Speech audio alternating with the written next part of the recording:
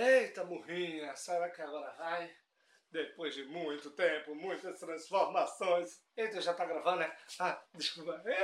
E aí, galerinha do meu canal? Beleza? Galera, hoje nós vamos ter um vídeo com um tema bastante interessante. Hoje nós vamos falar sobre os relevos terrestres. Tu sabe o que é relevo terrestre? Estou lhe respondendo, não sei. Tu sabe ou não sabe? Diz logo aí, diz logo aí. Você tá sentindo? Tô. Problema é seu. Então, enquanto tu pensa se tu sabe ou se tu não sabe, se tu é ou se não acerta. Então, aproveita, deixa logo o teu like nesse vídeo, se inscreve no canal, que eu sei que tu é teimoso, tu acompanha meus vídeos aí direto, viu? Eu tô ligado em tu, é tu mesmo que tá aí, ó. Eu não assisti esse vídeo não. Assiste meu canal sim, então te orienta, se inscreve aí, Murrinha, beleza? O termo relevo, ele serve para indicar as diferentes formas com as quais a superfície da Terra se apresenta nas mais diferentes regiões do planeta, pessoal. Essas formas são originadas devido a dois fatores. O primeiro são os fatores endógenos, que são responsáveis por dar origem e estruturar o relevo, e o segundo são os fatores exógenos, aqueles responsáveis por desgastar e modelar o relevo terrestre. Lembrando ainda que os fatores endógenos correspondem ao vulcanismo e ao tectonismo, e os fatores exógenos correspondem justamente ao intemperismo e à erosão. Os vulcões têm moldado a face de nosso planeta por bilhões de anos. Eles podem construir novas terras onde antes havia apenas o oceano.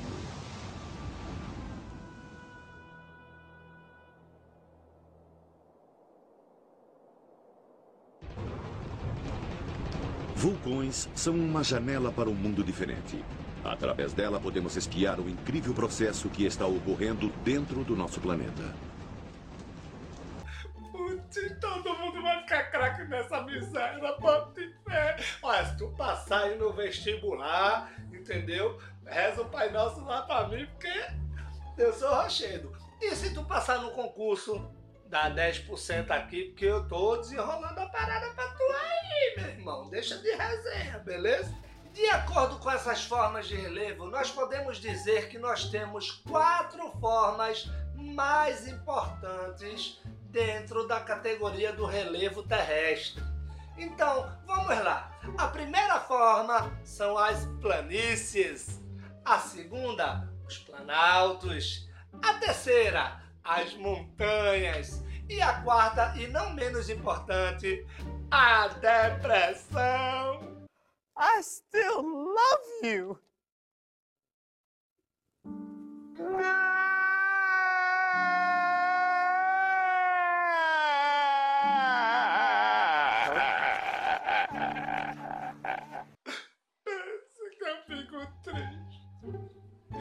Mas não é esse tipo de depressão não, menino. Oxi. Vamos embora. Bota esse mundo para funcionar. Bem, falando sobre as planícies, essas são as formas de relevo que se assemelham geometricamente, eita, quase que não saía essa miséria, que se assemelham geometricamente a uma linha reta, ou seja, é uma forma de relevo com estrutura mais ou menos plana, que não ultrapassa geralmente os 200 metros, Vixe Maria, agora a língua travou, os 200 metros de altitude, e que geralmente estará localizada próxima ao nível do mar. Eita, pô! Vixe Maria! Bem, as planícies ainda, pessoal, podem ser divididas entre planícies fluviais e planícies litorâneas. As planícies fluviais, elas são originadas próximas aos leitos de rios ou dentro de bacias hidrográficas. Já as planícies litorâneas, essas são formadas devido à deposição de sedimento próximos ao litoral, ou seja, sofrem grande influência do mar, sua formação, e por aí vai o trem, beleza?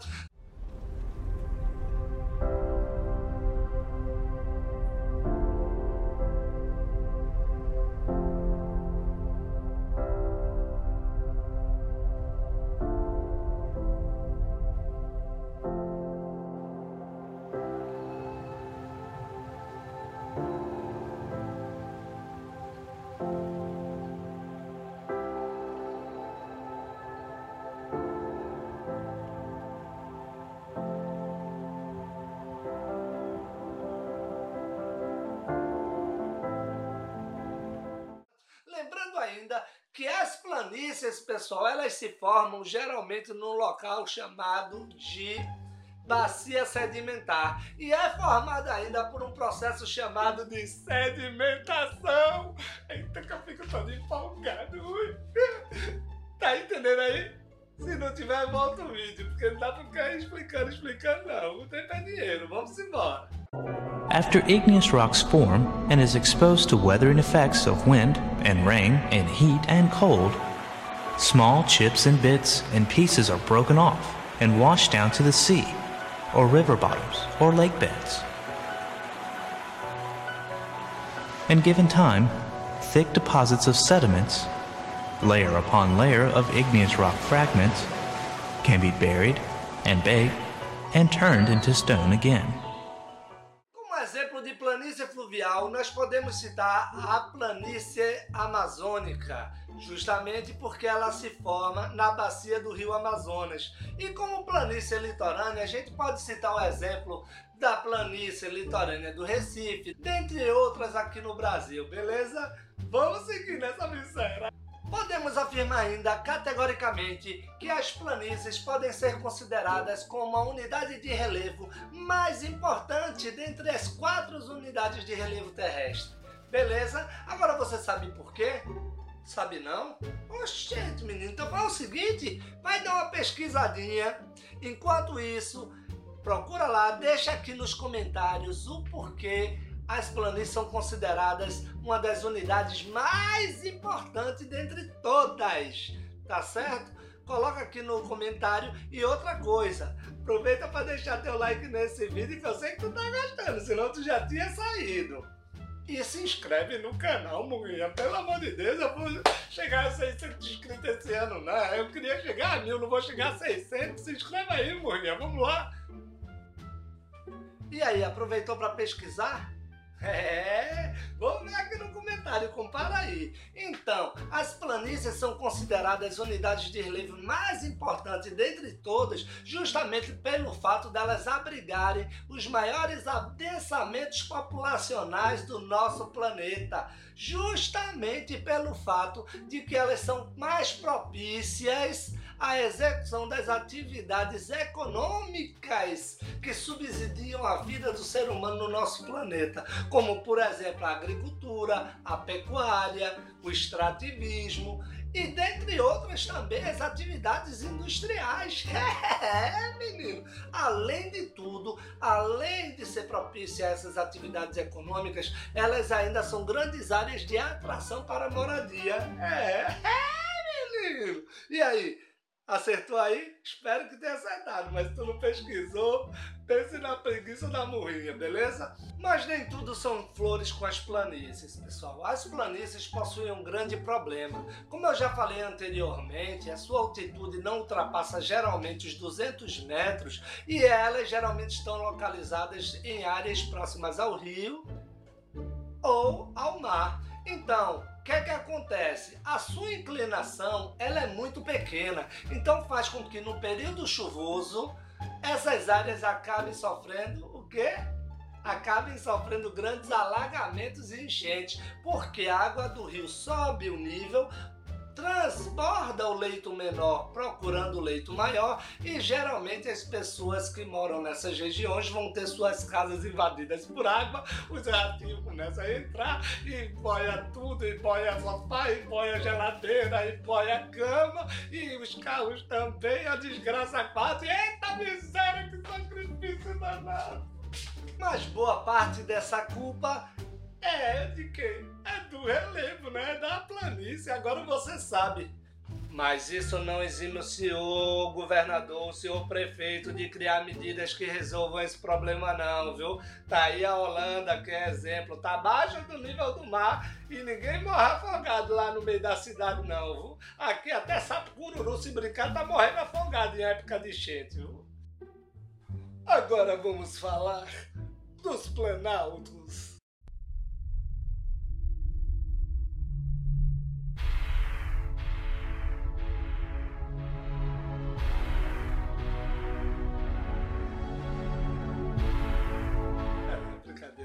normal. Os planaltos, pessoal, são a unidade de relevo que se caracterizam por possuir uma altitude que varia de 300 a 800 metros. Essa unidade de relevo ainda se caracteriza por uma grande variedade em sua fisionomia, o que dá origem a estruturas conhecidas como serras ou também os famosos chapadões, dentre outras, né? Que a gente vai caminhar aqui, porque senão o bicho pega. Vamos embora. Com relação à sua origem, o planalto pode se dividir em 3 categorias: os planaltos cristalinos, os planaltos sedimentares e os planaltos basálticos. Vamos ao primeiro, né? Os planaltos cristalinos, como o nome já diz, eles são originados pelas rochas plutônicas, ou seja, pelas rochas intrusivas que se formam ainda no interior da crosta terrestre. Tá lá na minha videoaula sobre as rochas, viu? Vai lá consultar, deixa ser preguiçoso e vai estudar, que aí tu vai entender aqui rochedo. Bem, essas rochas cristalinas vão dar origem a uma montanha primeiramente, que através do processo de intemperismo e erosão vai acabar se tornando o planalto cristalino, beleza? Espero que você tenha entendido isso aí. Vamos lá, vamos seguir. Já os planaltos sedimentares, pessoal, elas são formadas devido ao soerguimento, ou seja, através de uma força endógena, uma bacia sedimentar, né, como eu já falei, que é onde se formam as planícies. Ela pode ser soerguida e dar origem aí a uma estrutura planáltica com esses sedimentos dessa bacia sedimentar. Eita, que gaguejei agora. Eu não vou cortar nessa miséria. Vai assim mesmo. Então soergueu, a bacia sedimentar formou um planalto sedimentar, beleza? Vamos lá. Ai, ai, ai.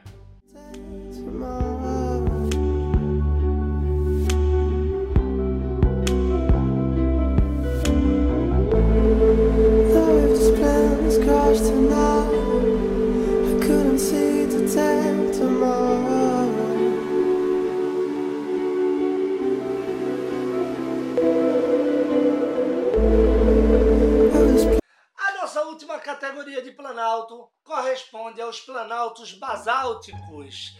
Este planalto recebe esse nome justamente por causa da rocha basáltica, que se origina do resfriamento do magma na superfície terrestre, ou seja, uma rocha extrusiva. Vai lá ver meu vídeo sobre a rocha para tu aprender, menina. Eu tô dizendo a tu, se eu fosse tu ia logo. Beleza? Então, como essa rocha é abundante, tem abundância, que abundância da miséria, tem grande quantidade.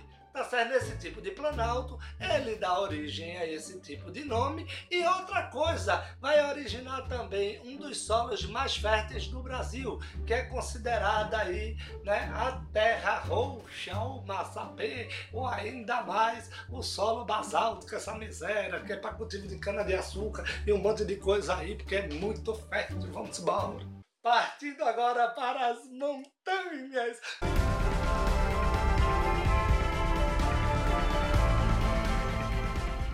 Vamos escalar as montanhas, porque essa estrutura de relevo, ela possui altitudes superiores a 800 metros e podem chegar a mais de 8.000 metros de altitude, como é o caso do Monte Everest, que ultrapassa fácil aí os 8.000 metros e ainda se caracteriza por ser o ponto mais alto do nosso planeta.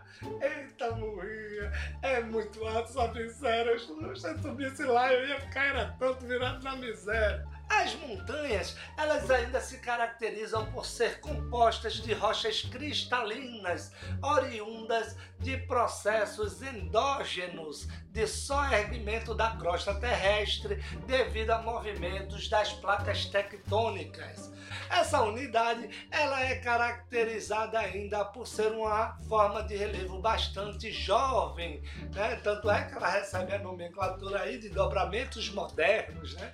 Como exemplo, nós temos aqui, além da Cordilheira do Himalaia, nós temos aqui na América do Sul a Cordilheira dos Andes, que é o nosso dobramento moderno que se origina devido às atividades tectônicas.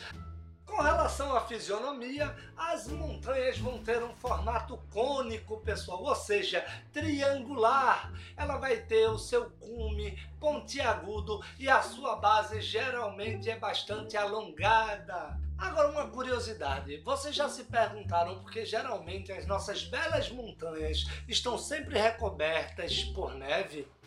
Ah, isso é simples de explicar, pessoal. Vê bem, para cada 100 metros que a gente sobe na altitude, nós geralmente vamos ter uma queda de 0,6 graus na temperatura atmosférica. Isso significa que para cada 150 metros, se a gente for arredondar, aí a gente vai ter uma queda de, em média, 1 grau na temperatura da atmosfera. Isso explica o porquê os montanhistas têm tanta dificuldade de subir as montanhas, geralmente quando chegam à metade.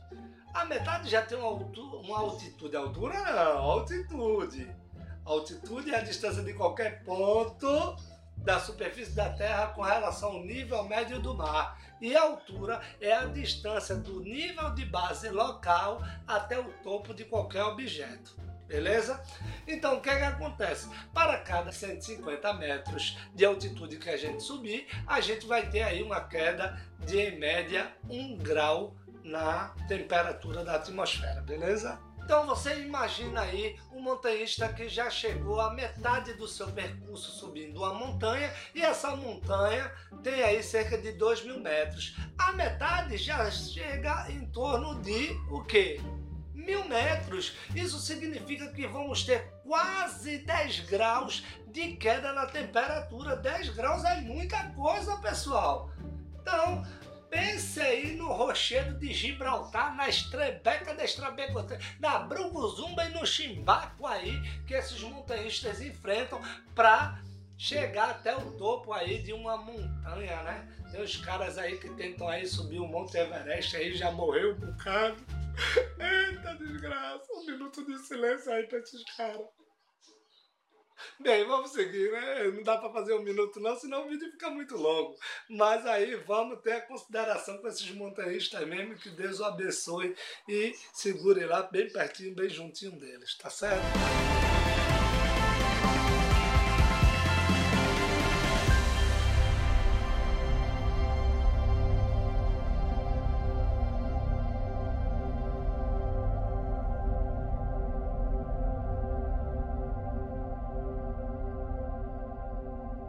E para finalizar nosso vídeo, chegamos à categoria, a unidade de relevo chamada de depressão.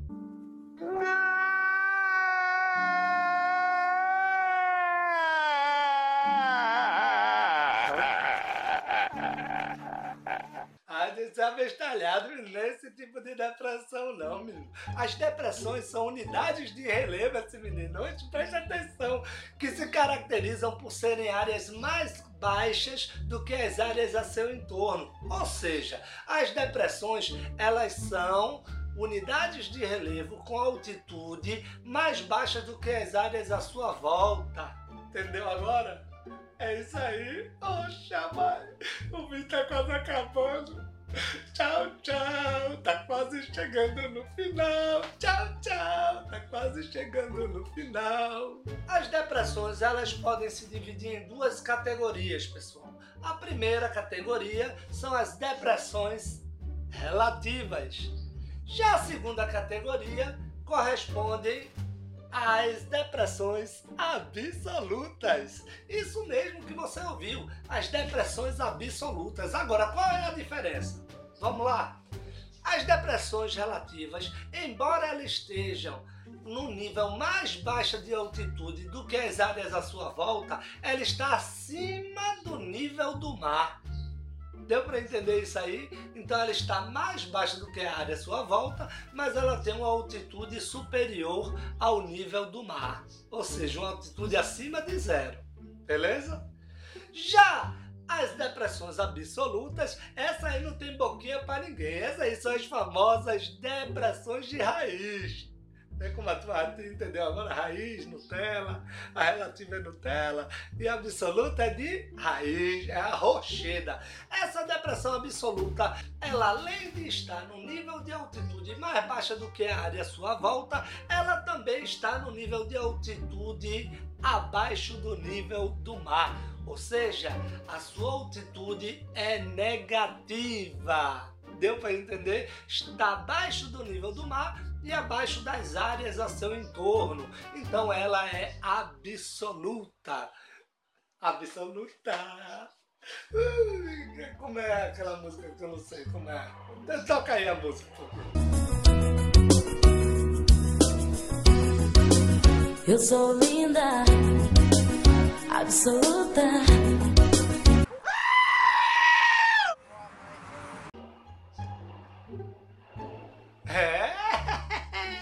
E com isso, pessoal, nós podemos citar um exemplo de depressão absoluta, que é o Mar Morto. As depressões relativas são qualquer depressão aí que você encontra acima do nível do mar, né?